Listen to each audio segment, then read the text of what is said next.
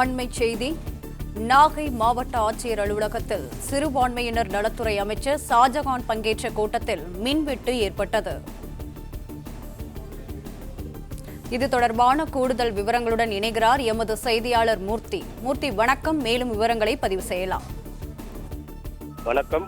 நாகப்பட்டினம் மாவட்ட ஆட்சியர் அலுவலகத்தில் தமிழக சிறுபான்மையினர் நலத்துறை அமைச்சர் ஷாஜகான் தலைமையில் வருவாய் மற்றும் பேரிடர் மேலாண்மை துறை சார்பாக இயற்கை இடர்பாடு முன்னேற்பாடுகள் குறித்த ஆய்வுக் கூட்டம் மாவட்ட ஆட்சியர் அலுவலக முதன்மை மாநாட்டு அரங்கில் ஏற்பாடு செய்யப்பட்டிருந்தது. இந்த கூட்டத்தில் நாகை மாவட்ட ஆட்சியர் பிரவீன்குமார், சட்டமன்ற, நாடாளுமன்ற மற்றும் அரசு துறை உயர் அதிகாரிகள் என பலரும் கலந்து கொண்டனர். கூட்டம் விறுவிறுப்பாக நடைபெற்றுக் கொண்டிருந்த நிலையில திடீரென அந்த அரங்கம் முழுவதும் மின்வெட்டு ஏற்பட்டது.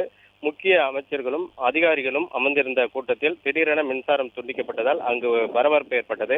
உடனே நிலைமையை சீர் செய்யும் முயற்சியில் அங்கிருந்த மின் ஊழியர்கள் மற்றும் அரசு ஊழியர்கள் தீவிரமாக ஈடுபட்டனர்.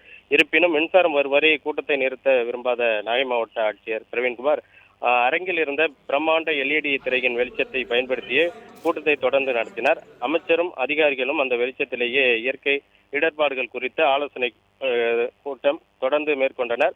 மாவட்ட ஆட்சியர் அலுவலகத்தில் அமைச்சரின் கூட்டத்திலேயே மின்வெட்டு ஏற்பட்ட சம்பவம் அந்த பகுதியில் பரபரப்பை ஏற்படுத்தியுள்ளது. பிளே ஸ்டோர் மற்றும் ஆப் ஸ்டோரில் இருந்து பாலிமர் செயலியை QR கோடு மூலம் பதிவிறக்கம் செய்யுங்கள். செய்திகளை உடனுக்குடன் பெறுங்கள்.